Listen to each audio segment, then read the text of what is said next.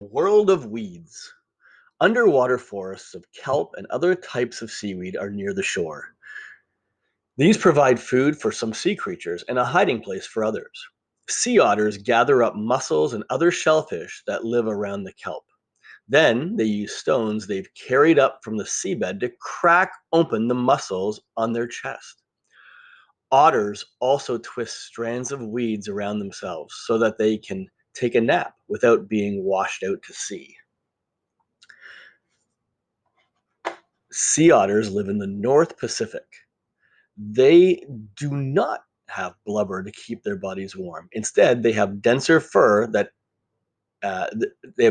than any other animal. The most elegant creatures among the weeds are the seahorses and leafy sea dragons. They may look weird and have strange names, but these creatures are actually fish. Leafy sea dragons look just like floating pieces of seaweed. This disguise helps them hide from hungry hunters who might want to eat them. Can you see the eggs under this male leafy sea dragon's tail?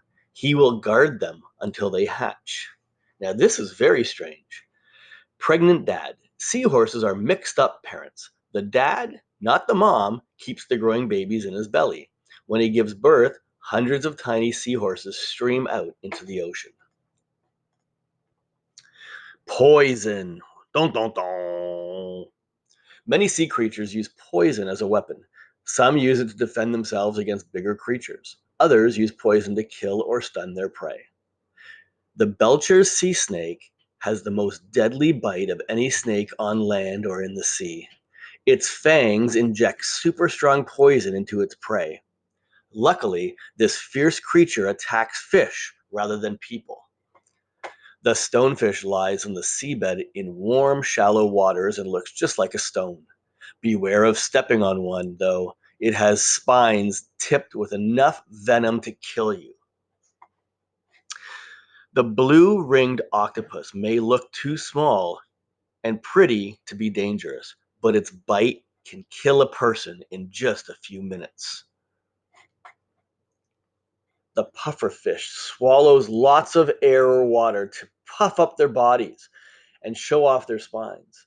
If the spines don't scare off a predator, a tiny taste of the fish's poisonous flesh sure will. The octopus the octopus's spit contains the same poison that is found in the organs of the deadly pufferfish. The pufferfish has a smooth body until it senses danger. Then it puffs itself up and its spikes stick out of its skin, turning the fish into a prickly ball. Yum yum. Eating pufferfish or fugu is a special treat in Japan. People who eat fugu like to have a tiny taste of the poison. It adds to the flavor and numbs the mouth. Ooh, that's strange. I wouldn't advise that without your parents being there. Slugs and jellyfish. The sea is home to all kinds of floppy, rubbery creatures that would have no chance of moving around on land. The water supports their weight and lets them float freely.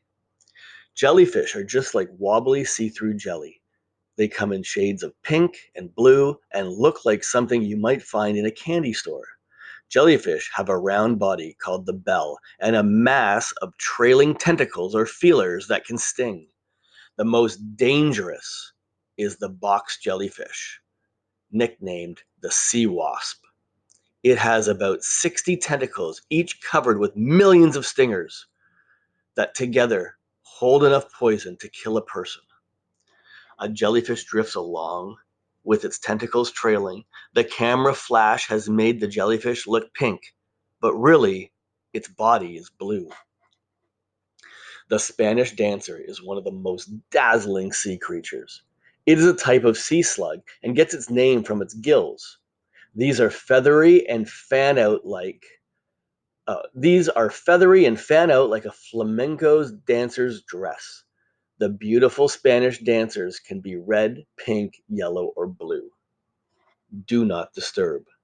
The Spanish dancer spends much of its time crawling slowly along the seabed, grazing on sea sponges. But if it is disturbed, it suddenly takes off and swims through the water with its colorful gills flapping on either side of its body like wings. Here you see a pair of sea slugs off the coast of Indonesia. Colorful sea slugs are found only in warm waters.